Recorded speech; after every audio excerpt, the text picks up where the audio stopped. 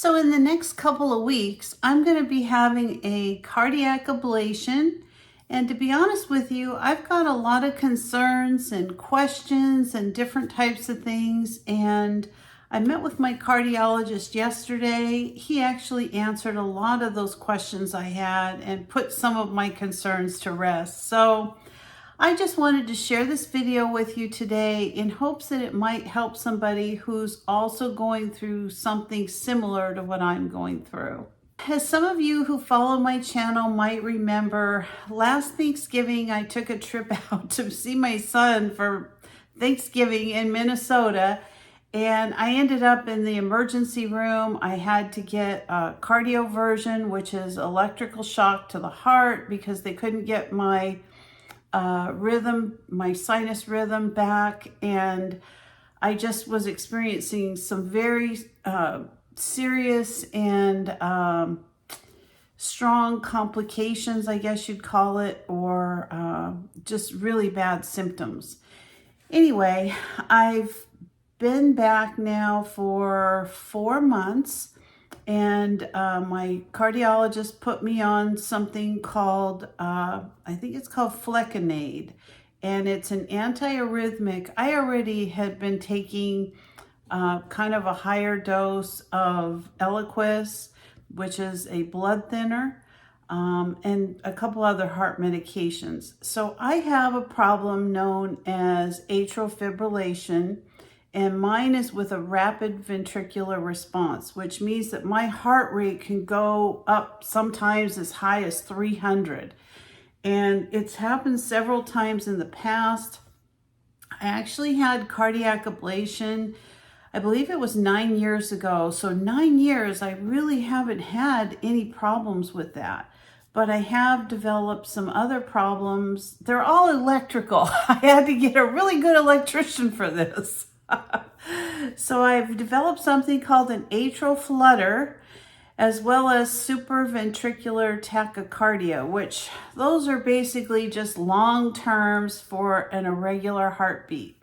Some of them are fast, some of them are a heartbeat that has, just all kinds of issues. The flutter makes you feel like you're always have anxiety or something. The tachycardia, it's more like, kind of like something that comes on quickly. It only lasts like 30 seconds or a minute, but I get them all the time.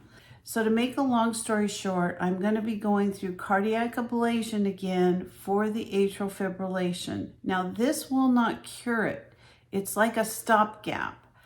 And what happens is that they cauterize through either heat or cold the vessels in your heart, which those crazy electrical signals come through and put your heart into like a quiver, and throws it out of sinus rhythm. And when they do the ablation, it's kind of like a short-term fix. Mine lasted 9 years, so I'm hoping that it will last a long time again. The atrial flutter, they have another area of the heart that they go in and do an ablation, and this actually is permanent. That fixes the atrial flutter immediately. And then they're also doing another procedure on me where they're inserting a Watchman. So a Watchman is a device that goes into your atrial appendage, and it opens up after they insert it, and it helps stop that area from forming blood clots, which is like the most serious problem you have when you have atrial fibrillation. When your heart goes into fibrillation, you have like 8 times greater chance of having a stroke, because your heart isn't beating and pumping the blood normally. It's out of rhythm, so it actually can form clots very quickly.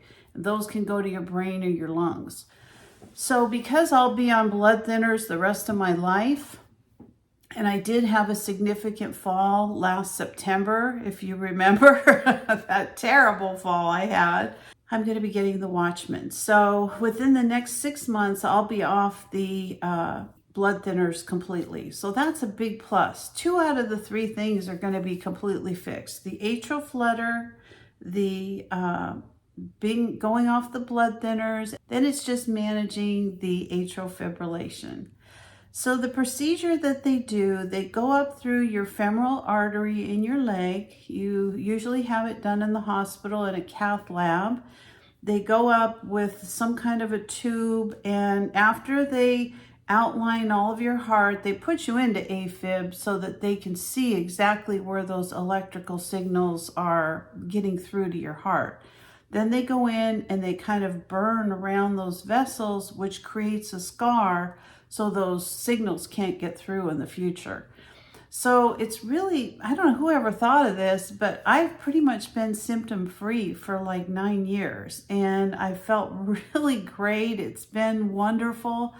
But all this kind of came back with a vengeance in November of 2025. So, it's been a lot of stress, a lot of anxiety. I've been on a lot of medications over the last 4 months. And anyway, I am nervous about the procedure. Primarily, I was nervous because last time I had this done, I had to have I don't even remember what it was called, a transesophageal echocardiogram. I think that's what they call it. So they put a tube down your throat. It actually goes down in your lungs and goes behind your heart so they can look for blood clots. Make sure that doesn't happen before you have the procedure done. They don't have to do that anymore. That was one of my biggest worries. That was awful. That was one of the worst things I've ever been through. And so I'm not going to be having that done. He said sometimes they have to do it while you're under general anesthesia, having the procedure done, but I'll be out of it and I won't know. So I'm fine with that. So I had concerns just like probably everybody else would if they were having a procedure done like this, or the doctor said it's surgery. I think of it more as a procedure, but anyway, and even though it's considered routine and I know they do this every day, it's still my heart and it's still a concern. I don't want anything to happen that's gonna give me any problems in the future. So I'm praying for a quick recovery. So one of the concerns I had last time I had this done, I actually had a general anesthesia. Now, I have several herniated discs in my neck. I don't know why I have so many herniated discs. I have like 8 of them in my back. And I am bulging and herniated. So, but in my neck, it's really bad. And when I had this procedure done last time, it hyperextended my neck because they have to put the tube down your throat. And I ended up getting something called occipital neuralgia. Now, honestly, that I think was worse than any ablation I could have ever had. It was horrible. I had pain in the back occipital area of my head, which I had for months. I could barely function. The first couple weeks, I could barely move my head. So I was very nervous about that. And the doctor said that they're going to take a lot of precautions. He already put it in my notes, but I'm supposed to talk to the anesthesiologist before they put me under, and hopefully they can elevate my head enough that that won't happen again. And so that was actually one of my biggest concerns, was that occipital neuralgia. I just do not want that again. The second concern that I had was that last time I had this, I was actually in the cardiac intensive care after this. I had to lay flat for like 6 hours. I mean, it was just a lot of weird stuff. And this time he said it's much different. After the procedure, you're actually elevated to a 45-degree angle. And most likely, 9 times out of 10, I can go home the same day. So I'm so excited about that. I do not want to stay in the intensive care again. So if I could go home, that would be such a blessing. So I'm really hoping that that's what's going to happen. The other thing that I was concerned about, and it had to do with that occipital neuralgia, was my recovery time. So the ablation last time recovered very fast. But that neuralgia was months. And so I'm not going to anticipate having it. I had knee surgery a couple years ago. I didn't get it from that. I talked to the anesthesiologist. They were very careful. I didn't get it. So I'm going to be hopeful this time and pray that I don't get that. But he said the recovery time is very fast because they go up through the femoral artery. There's no open heart cutting, none of that kind of stuff. It's a much faster recovery. Usually within a week or two, you're kind of back to your old self. My fourth concern was, when will the symptoms come back? Will the ablation be successful? Well, my last one was, and like he said, sometimes you have to have a second ablation, but most of the time it works the first time. They're very careful mapping where the problems are before they do the ablation. He's going to try to do the minimal amount possible so that, least damage to my heart, that kind of thing. So that really alleviated a lot of concerns.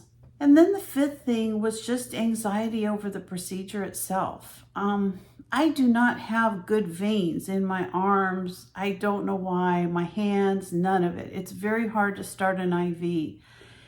And when I had this ablation last time, they had to stick me 11 times. 11 times. And if you don't think that's stressful, first of all, I don't know, something about the veins is different than getting a shot. It hurts. And finally, I had to have the anesthesiologist come in and put an IV like in my wrist. It was kind of bizarre. But I'm hoping that won't be the case this time. I've been working out since last September. I know that my veins are much more noticeable now. I'm hoping that it will be a good, quick, clean procedure, that I won't go through a lot of sticking. And then, of course, the actual procedure. I kind of know from last time, there's not a lot of pain involved with it afterwards. There was some pressure last time in my chest, but it was really nothing compared to my head. Those were my concerns, and like I said, if I don't have to stay in the hospital, I can go home, recover quickly. I don't get the neuralgia, all that other weird stuff.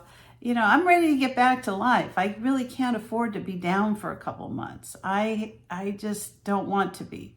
So anyway, that's what's going on with me right now. And I actually have all this coming up in the next couple weeks. I had my pre-op yesterday. I go in next week and they're doing something for the Watchman. I don't know. I get my blood test, and then the following week I'm having my procedure done.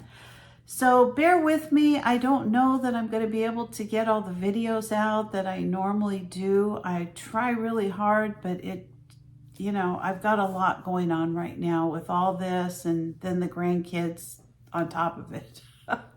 So anyway, if anyone else is going through this or has gone through it, or this is something that you're considering over the next 6 months to a year, what have you, I'm going to actually document as much of it as I can on surgery day. So if that's helpful, I hope that it will be.